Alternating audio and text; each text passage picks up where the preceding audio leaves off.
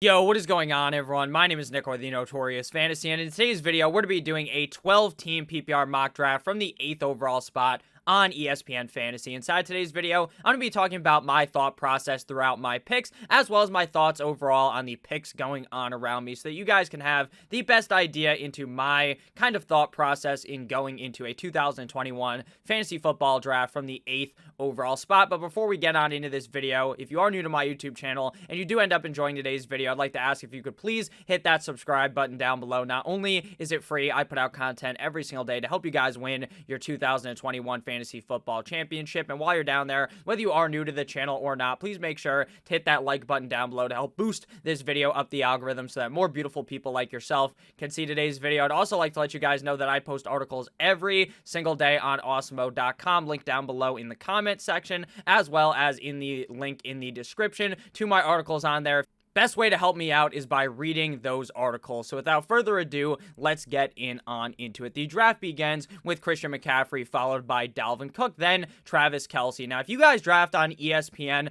I don't know why the ESPN website has Travis Kelce ranked as the 4th highest player on the website, but people are going to be drafting Travis Kelce in the top 5 basically every single time, whereas on Yahoo, NFL, CBS, all those other websites, he goes closer to pick 8 through 12, and sometimes even falling into the second round. Personally, am I fine taking Travis Kelce in the first round? Yes, but above these workhorse running backs, like above a guy like Alvin Kamara, Derrick Henry, Sequon Barkley, a guy like Aaron Jones, to me, that is a little bit crazy. After Kelce came Alvin Kamara and Derrick Henry. We are about 2 picks away here, so the strategy here, we see Devonta Adams come off the board, so typically inside of the first round, you're going to see around 2 to 4 non-running backs go. Right now, we are already at 2 through the first 6 picks of the draft with Travis Kelce and Devonta Adams. It seems like Adams, Hill, as well as Stefon Diggs are typically going inside of the first round. Devonta Adams' ADP has risen considerably recently, it seems to be, because, to me at least, he's the clear wide receiver 1 in fantasy football when Aaron Rodgers is the starting quarterback, and they finally got that deal done with Aaron Rodgers. So to me, Devonta Adams is locked and loaded there as a top 10 pick in fantasy football going at the 6th spot in this draft. After that, we see Sequon Barkley. Now, news today came out about Sequon Barkley that Sequon Barkley is going to potentially play in practice.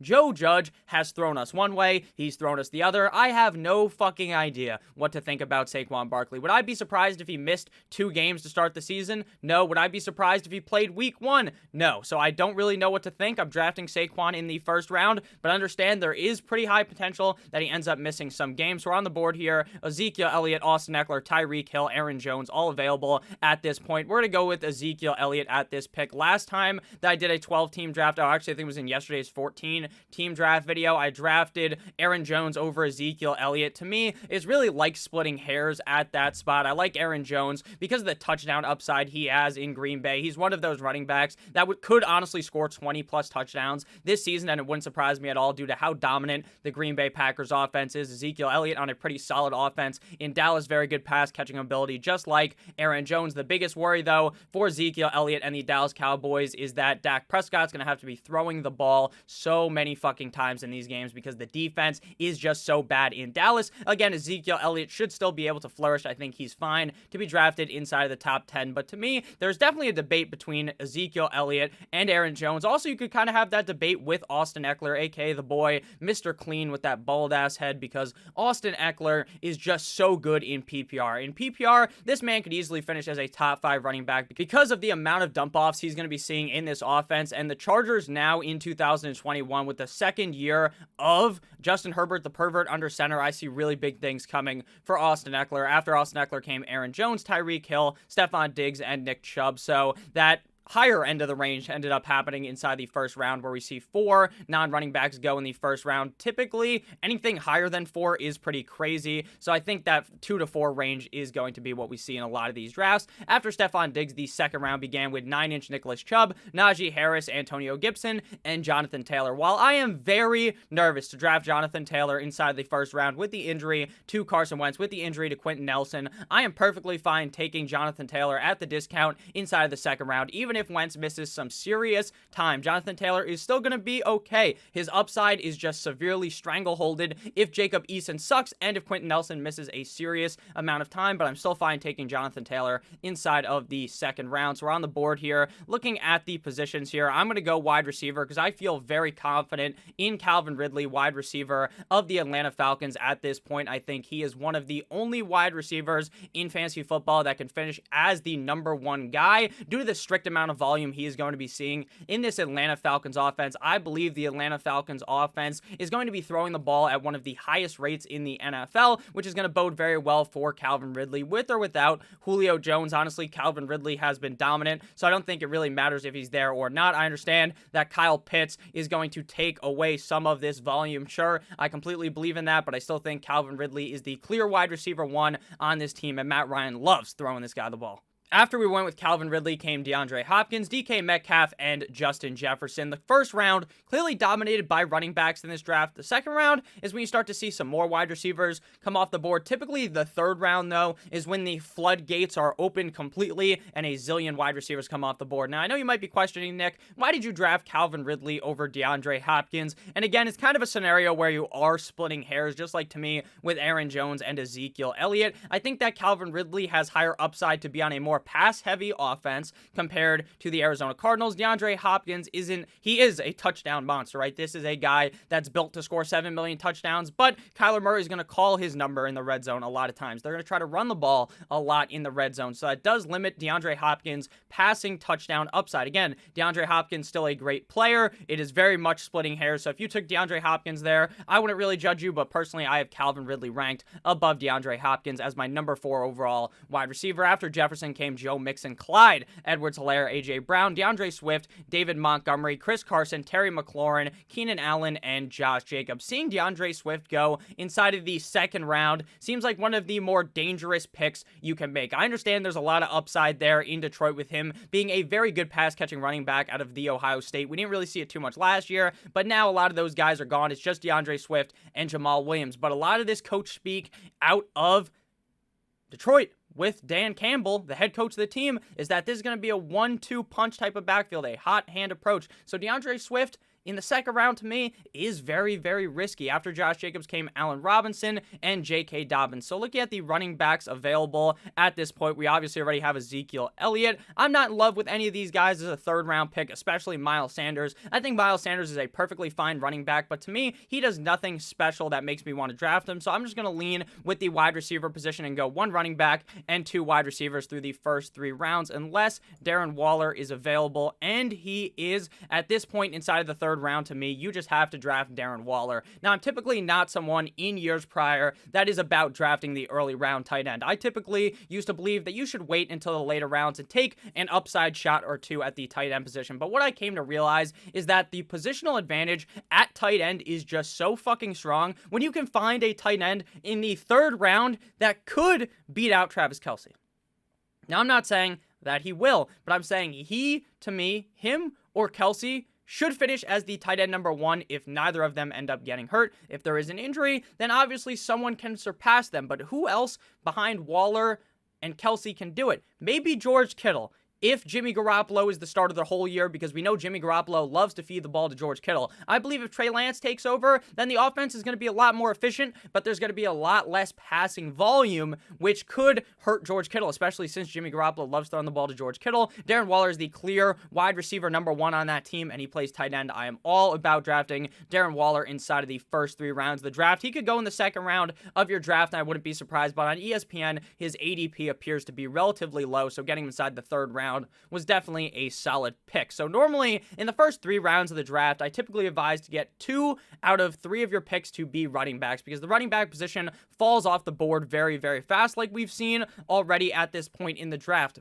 But I also advise that you're drafting on value, that you're drafting based upon the best player available, and you're not reaching up on a pick to draft someone just because they are a running back. So that's my thought process on that pick. Even if my goal is to get 2 out of 3 running backs, if the value isn't there, if I don't like the pick, then I'm going to continue to wait, go against my own strategy, and look a little differently. The best way to go into your draft is by not having a strategy at all, not by putting yourself into a mental box by saying, hey, I need to get those two running backs because then you're going to reach, or maybe, hey, I need to draft a quarterback in the third round, and then you reach. Just go in there with a very open mind. That's what I try to do in these mock drafts. So looking at the board here, to me, Darrell Henderson is the clear pick inside the fourth round. I have really came around to my thought process on Darrell Henderson. I loved Cam Akers going into drafts just a couple of months ago. Basically, just a couple of weeks ago before he ended up tearing his Achilles. I thought this LA Rams offense was going to be very high-powered with Matthew Stafford under center. I thought Matthew Stafford was going to take these defenses and bend them over game in and game out, and I thought that that's really going to set the fucking tone for them to be able to run the ball and establish the run later on in the game, and Cam Akers will tear it up. Now, I'm not saying Darrell Henderson is Cam Akers, because he certainly is not. Cam Akers beat him out and stole his job, but that doesn't mean Darrell Henderson is some slouch, that he's just some terrible backup running back. To me, he was one of the better backup running backs in the league, the better handcuffs in fantasy football. So getting him inside the fourth round, I think the value is there, especially if this Rams offense is as efficient and as good as I believe they will be. After Chris Carson came Terry McLaurin, Keenan Allen, Josh Jacobs, Allen Robinson, J.K. Dobbins. I went with Darren Waller, followed by Miles Sanders, C.D. Lamb, Robert Woods, George Kittle going at the end of the third round. The fourth round opens with Myles Gaskin, Mike Evans, Patty Mahomes, Amari Cooper, Darrell Henderson, Chris Godwin, Mark Andrews, Julio Jones, Josh Allen, Adam Thielen, Brandon Ayuk, DJ Moore, and Deontay Johnson to start off the fifth round. Patrick Mahomes and Josh Allen going inside of the fourth round. The quarterback position in every single fantasy draft is one of the most interesting things to observe in one quarterback leagues, because sometimes someone takes Pat Mahomes in the first round, and then in the second and third round, you start seeing the quarterbacks fly off the board. But typically, it's around the fourth round. That's when Mahomes comes off the board. And then after that, typically, it's a full-on fucking fire fest down there inside of the draft, where someone takes Mahomes, and then like 3 picks later it's Josh Allen, then 3 picks after that it's Lamar Jackson, then it's Kyler Murray. All the quarterbacks typically go relatively fast because people will believe that on the next turn, before they can pick again, that the quarterbacks are going to be gone. So that's typically what we see. Will we see that in this draft? Not necessarily, but that's just an observation I have made from doing so many mock drafts at this point and for playing fantasy football for a long ass time. After Deontay Johnson came Kareem Hunt, Travis Etienne, Cooper Kupp, Juju Smith-Schuster, and Kyler Murray. Please do not take Juju Smith-Schuster in the fifth round. Please do not do that. He is not even better than Chase Claypool in this offense. I believe he's the clear wide receiver 3 here. I do not want anything to do with him. So looking at the wide receiver position, we obviously have Calvin Ridley already on our team. Kenny Golladay, Jamar Chase, Cortland Sutton, T. Higgins. Cortland Sutton, I was reporting earlier on a couple days ago that Sutton is looking not the greatest, but I saw a lot of clips out of camp and he's actually looking pretty solid, so he should be a fine pick in the 6th this round. But here, I'm going to get Mike Davis. I'm going to shore up my running back position with these 3 studs in my opinion, and then after that, you can really hammer down on the wide receiver position. So we're going to go with Mike Davis. He's typically on ESPN my 5th, 6th round draft pick every single time. Now, technically, based upon ADP, I reached on Mike Davis because I may have been able to get him in the 6th round. But what I know about Mike Davis is that he is going to be very involved in Atlanta. I wrote an article on Awesemo.com about him today. So if you want to read that, make sure you check that out. But what I talk about is how there is no one behind. There is 0 running back skill behind Mike Davis. Mike Davis was brought in after a solid year of being the guy behind Christian McCaffrey, and he elevated himself when Christian McCaffrey was hurt. With the skill set that he showed us and the prowess that he has in the pass-catching game, I believe he could be very good in Atlanta. A lot of people last year were riding Todd Gurley's cock, thinking that he was going to somehow not get knee arthritis. I was not about that, but if you believed in Todd Gurley last year, you basically have a less injury-prone version of Todd Gurley there, falling later in the draft. So to me, if you were in on Todd Gurley last year, you should be very much in on Mike Davis this year. I understand Todd Gurley burned you, but it wasn't because he was bad. It was because he got injured. After Mike Davis came Kenny Golladay, Odell Beckham Jr., Chase Edmonds, Will Fuller, the 5th, Robbie Anderson, Dickie Dak Prescott, Kyle Pitts, and Lamar Jackson. So we're up on the board here looking at quarterback. We're at the point where a lot of those big 5 quarterbacks came off the board. I like Rodgers and all, but I'm not really trying to draft a quarterback inside of the 6th round. We already have our tight end, so it's either running back or wide receiver here. We're nearing the dead zone at running back, so I'm pretty happy that I have 3 running backs that I very much believe could be top 12 options already on my team. I like Jamar Chase, I like T. Higgins, but I want to talk about Cortland Sutton, because before these reports started coming out about how maybe Cortland Sutton was getting slow to the jump, maybe is the word I'm trying to use here. slow to the gun, maybe? I don't know what I'm trying to say, but what I'm trying to imply is that was that Cortland Sutton was a little bit slow in practice. He's slow rehabbing. And what Vic Fangio said was that, you're practicing up against air, basically, when you're training for recovering for the injury. You're going up against air, but now he's going up against real men that are in the National Football League. It's going to be tough, but a lot of videos were coming out yesterday with Drew Lock absolutely dropping his horse cock down onto the ground and just throwing these nukes to Cortland Sutton. Cortland Sutton was looking like the Cortland Sutton of 2019. Now, again, don't buy everything into training camp footage, but I'm not saying that this guy's going to be a top 10 wide receiver, but what I saw was that Cortland Sutton, to me, didn't look to be limping, didn't look to be wobbled. He looked to be going full speed. So I'm pretty confident in Cortland Sutton now to potentially be a top 24 wide receiver. I still love Jerry Jeudy and would not be surprised if Jerry Jeudy finished ahead of him, but I think Cortland Sutton's going to be drafted ahead of him in a majority of drafts. After Cortland Sutton came Titty Boy T. Higgins, Jamar Chase, TJ Hawkinson, Brandon Cooks, Javonte Williams, DJ Chark, who had surgery on one of his fingers. Should be good to go, though. Not really too concerning, but if he's not able to practice, maybe that connection with Marvin Jones or Laviska gets better, and DJ Chark isn't the number one target there, which is kind of what I've been predicting all offseason. After Michael Thomas, we see Aaron Rodgers, James Robinson, Leonard Fournette, Jerry Jeudy, Justin Herbert, the pervert, and Chase Claypool. Michael Thomas inside of the 6th round is a fine pick, but understand that this motherfucker might actually miss 9 games.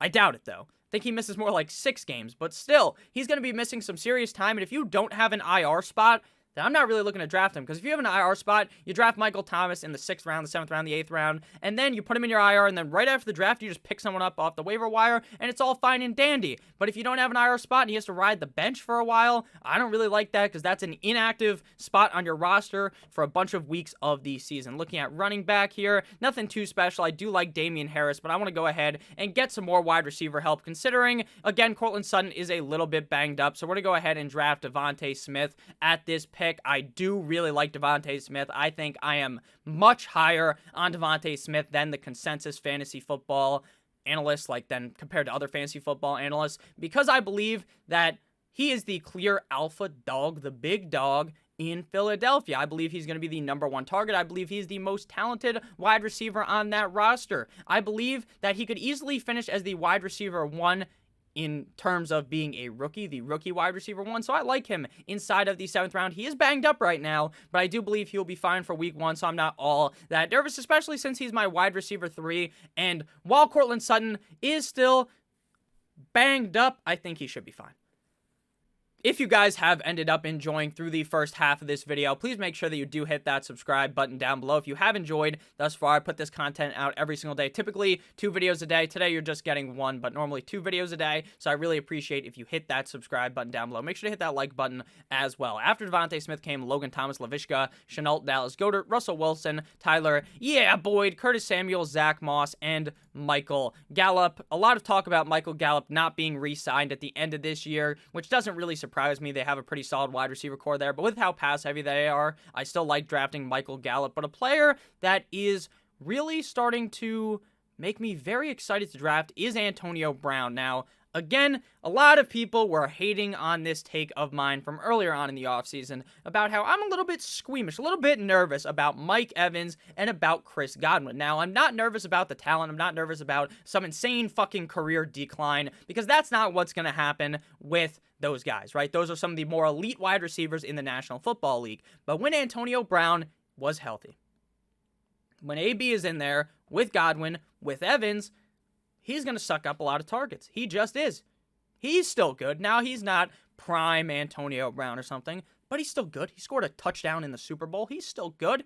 So, why would I want to draft one of those guys super early when I can draft Antonio Brown much later? And I think it is really say Evans or Godwin go down again, knock on wood, we don't root for injuries here. I'm never saying something like that. But if one of them was to go down, then Antonio Brown's fucking value skyrockets directly to the moon, as he would be the number 1 or number 2 target in that offense with Tom Brady, who is showing no signs of declining. Eventually, Brady's going to decline. but I'm going to continue to draft him as if he is the Tom Brady that he's been for the past couple of years, because nothing has pointed to any chance that this guy's going to have a decline season. So I'm just never going to believe that. I'm all in on Antonio Brown this year. After Antonio Brown came Raheem Mostert, Damian Harris, Kenyon Drake, Noah Fant, Jarvis Landry, Mike Williams, Hollywood Brown, Robert Tonyan, Jalen Hurts, Ryan Tannehill, Tom Brady. Deshaun Watson practicing today in pads.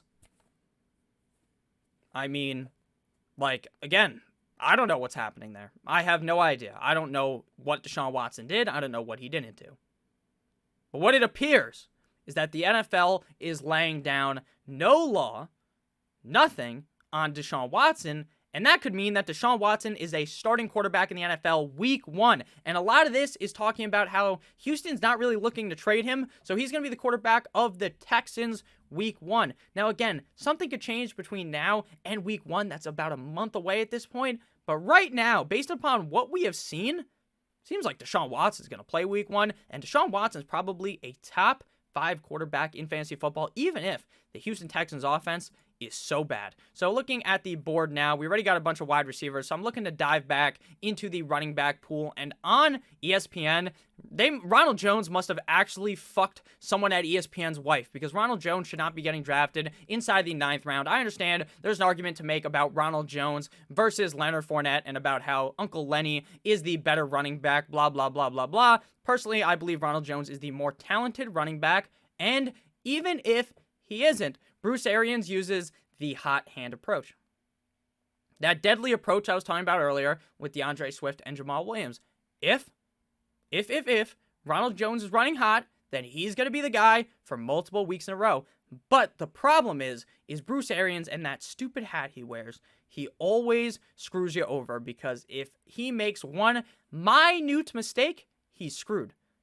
But this is in the 9th round. He is my running back number 4. I don't expect him to really be gracing my roster all that many weeks, so I'm happy to draft him inside the 9th round, because he could actually be a top 12 running back on this super good team in Tampa Bay with a strong defense that can run the ball later in the game. So to me, it's a no-brainer to select him in the 10th round. In the 6th round, the 7th round, it's a little bit more ambitious, but inside the 10th round to me, that is a no-brainer pick, and that's where you're going to be able to get him on ESPN. We still do not have a quarterback, but if I'm being honest with you guys, I'm perfectly fine waiting on another quarterback. But the issue here is, I'm glad I looked at the quarterbacks after Joe Burrow. To me, there is a tier break. I like Tua Tagovailoa, I like Matt Ryan, I like Trevor Lawrence to have top 10, top 12 potential. But a lot of reports out of camp now are that Joe Burrow is looking a lot better. Before, a couple of days ago, Joe Burrow was apparently looking like dog shit out there. He was getting sacked all these times. And I don't think they actually sack you, right, in training camp. They just, hug you, or they get close to Joe Burrow, and then they blow 6,000 whistles. Don't touch Joe Burrow. You don't want him getting hurt again. I understand. But he was getting pressured heavily. He wasn't able to make these throws because he's worried about his knee, which he tore up last year. He tore his MCL, PCL, and his ACL. The fucking trifecta of injury. That is a terrible injury.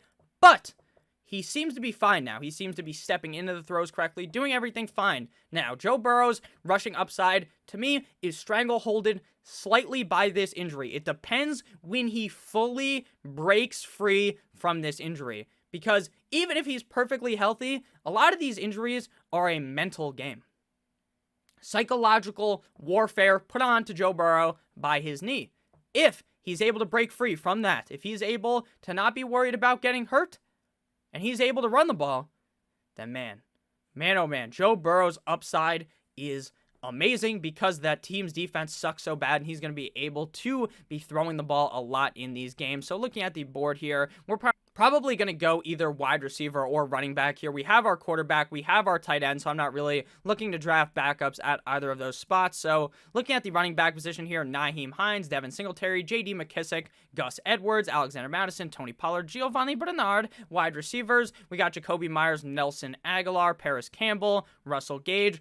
I really like Russell Gage, but we already have Calvin Ridley, so we're going to go ahead here and get Gus Bus Edwards, running back of the Baltimore Ravens. Now, Gus Edwards is the clear running back 2 behind J.K. Dobbins, but with a team that is so run-heavy in Baltimore, I think Gus Edwards is honestly a must-draft pick inside the 10th plus round at his ADP right now. So looking at the board, James White I also like a lot, but we saw what happened last year. He wasn't really good, but he's still getting drafted at the point where it's a dart throw late enough to where the upside is worth it, especially if this Patriots defense is a lot better and the offense is a lot better, which I believe it will be. Last year was just a complete and utter dumpster fire of a season for that team. Jamison Crowder, Russell Gage, Sequon Smith, Rashad Bateman, Randall Cobb, Rondell Moore, Brashad Perriman, Terrell Williams, Sterling Shepard, all names available at this point. The Indy guys, I'm fading at this point with what I know about Carson Wentz. So here, we're going to draft Rashad Bateman. Now, Rashad Bateman still slightly banged up for an injury, but Hollywood Brown is seriously injured and missing some time.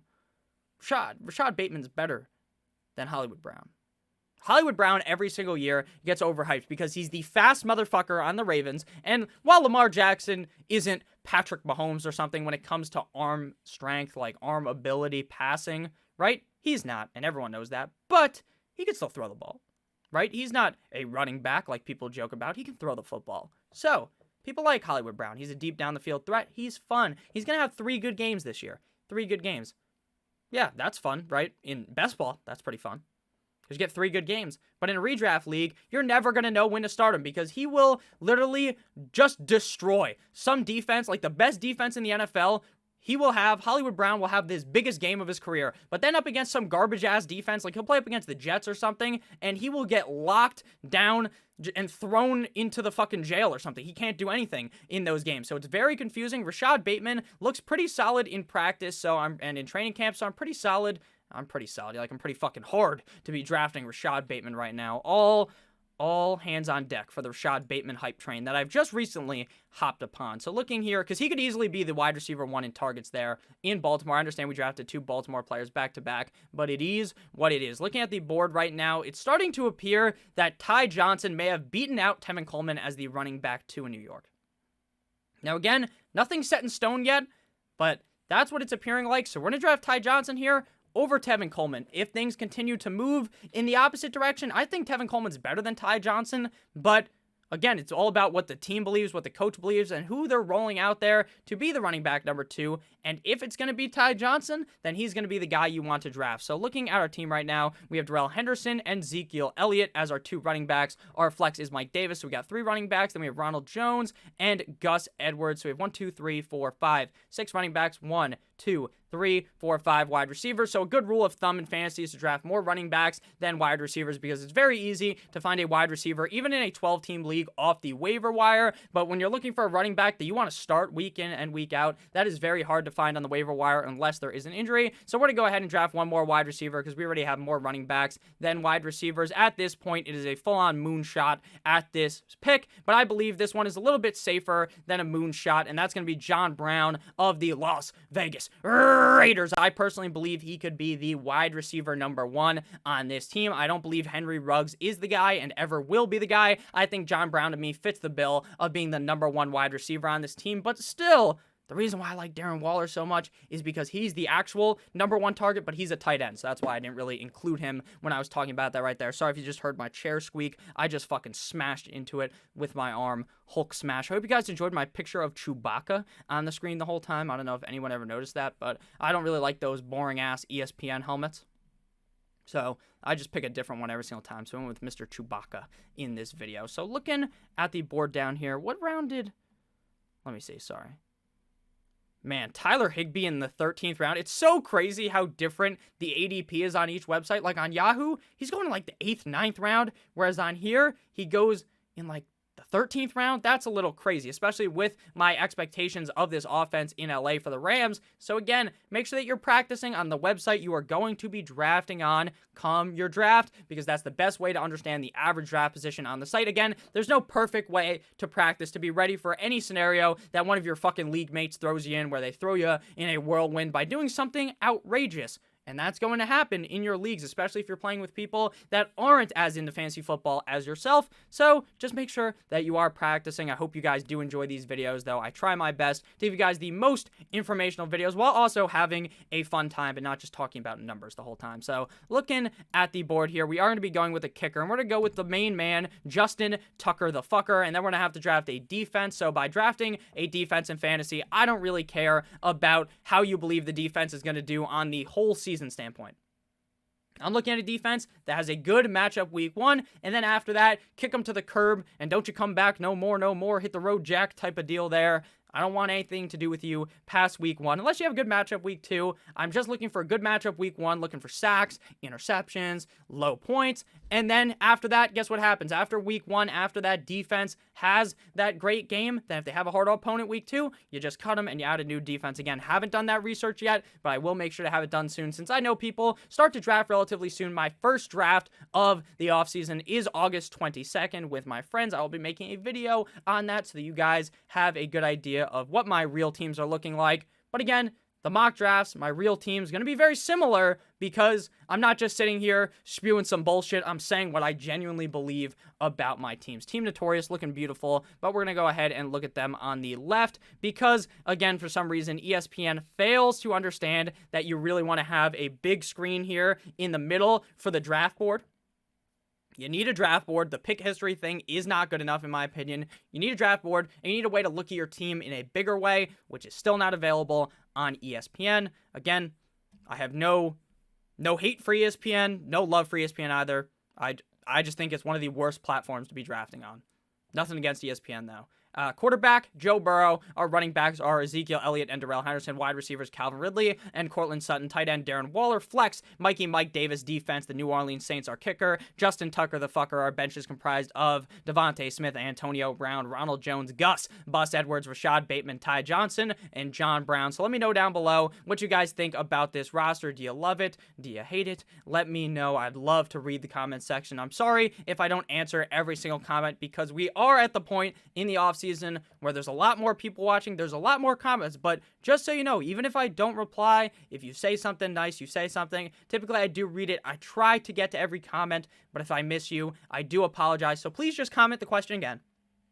If you have a question and I don't answer it, make sure you ask it again, and I will try my best to answer it. I love you guys so much. Thank you for all the support. We just hit 14,000 subscribers. Crazy. Absolutely crazy. I love you guys so much. Thank you for everything. Have a great rest of your guys' day. Make sure you stay safe. Happy Monday. We're going to have a great week ahead of us. I love you guys as always. Goodbye.